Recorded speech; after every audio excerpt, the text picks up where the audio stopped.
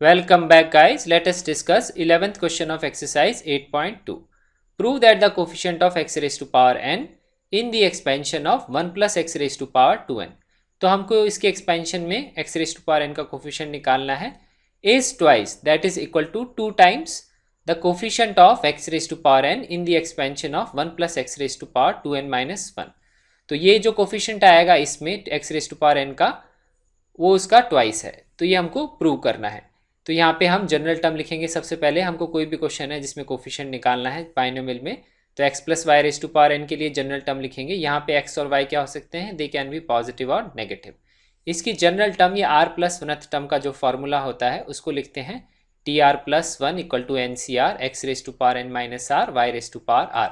मैं हमेशा n c r y raise to power r x raise to power n minus r लिखता हूँ, उससे लिखने में आसानी होती है क्योंकि यहाँ पे जो बेस में आर है वो सेकेंड टर्म की पावर सेम है और फर्स्ट टर्म की क्या है power, remaining power, total power n, r subtract कर देंगे तो आएगा n माइनस आर।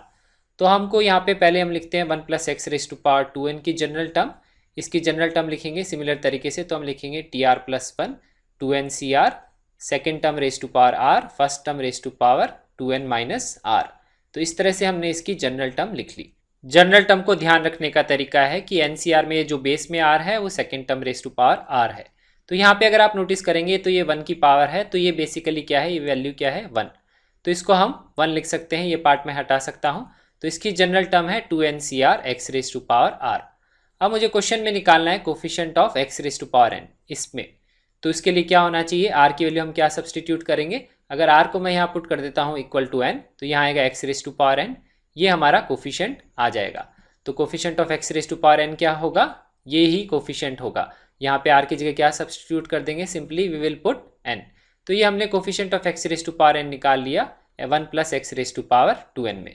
अब ये जो सेकंड बाइनोमियल है ये है 1 plus x raise to power 2n minus 1। अब इसमें हमें कोफिशिएंट निकालना है x raise to power n का, तो उसकी जनरल टर्म भी हम सिमिलर तरीके से लिख सकते हैं।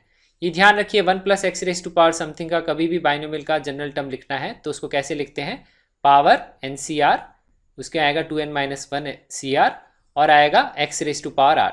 ठीक है, इसी तरह से हम लिखते हैं। यहाँ पे मैंने स्मॉल टी इसलिए लिया क्योंकि ये दोनों डिफरेंट बाइनोमियल्स हैं। अब इसमें भी सिमिलर तरीके से x raise to power n का कोफिशिएंट निकालना है, तो r की वैल्यू क्या होनी चाहिए, r शुड बी n, और coefficient of x raise to power n हम क्या लिख सकते हैं, यही कोफिशिएंट है। यहाँ पे सिंपली r की जगह वी विल पुट n। तो ये हमने निकाल लिया coefficient of x raise to power n in 1 plus x raise to power 2n minus 1। अब मैं यहाँ पे एनसीआर का फॉर्मूला लगाऊंगा और इन कोफिशिएंट्स को इवेलुएट करूंगा। एनसीआर का formula is n factorial by r factorial n minus r factorial. इसको हम अप्लाई कैसे करते हैं, टॉप का फैक्टोरियल डिवाइडेड बाय बेस का फैक्टोरियल, टॉप माइनस बेस के डिफरेंस का फैक्टोरियल। तो यहाँ पे अप्लाई करेंगे तो आएगा top is 2n factorial divided by n factorial and 2n minus n का फैक्टोरियल।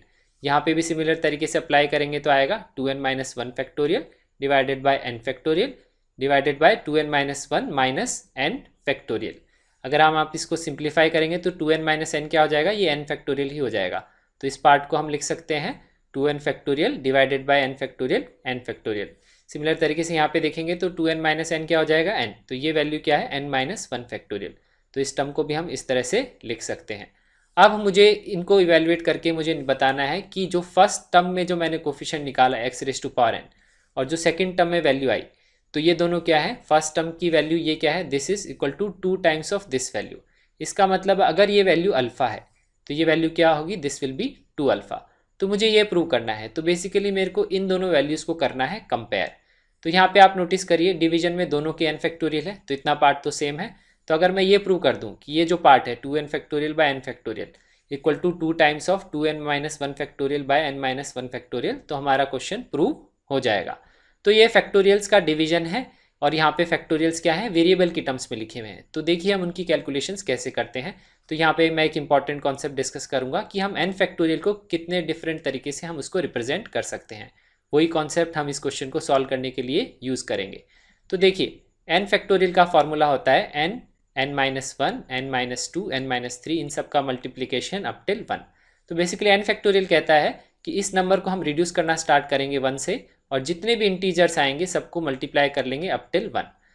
तो ठीक है, तो अब यहाँ पे अगर आप नोटिस करेंगे मैं इतने पार्ट को क्या लिख सकता हूँ, n माइनस वन फैक्टोरियल भी लिख सकता हूँ क्योंकि मैंने n माइनस वन से स्टार्ट किया, उसको रिड्यूस करना स्टार्ट किया अप टिल 1, तो n फैक्टोरियल को हम ऐसे भी लिख सकते हैं n multiplied by n minus 1 factorial.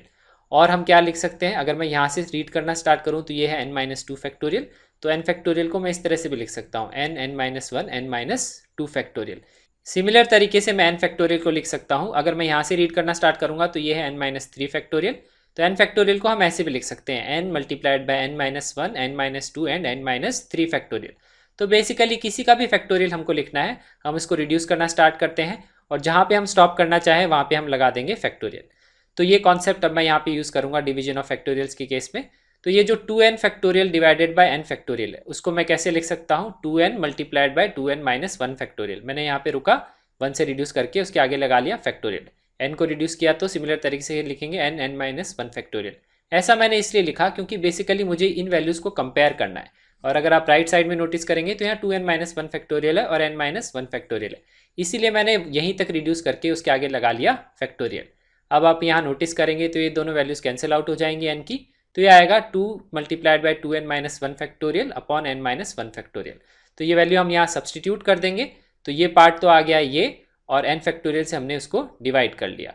तो अब हमको प्रूव करना था यहाँ पे ट्वाइस, तो आप नोटिस करेंगे 2 टाइम्स ऑफ दिस वैल्यू। कौन सी वैल्यू है ये, coefficient of x raise to power n in 1 plus x raise to power 2n minus 1। तो ये हमने क्वेश्चन प्रूव कर दिया। So this concludes the solution of this question. Thank you so much for watching this video and don't forget to subscribe to our channel and like this video.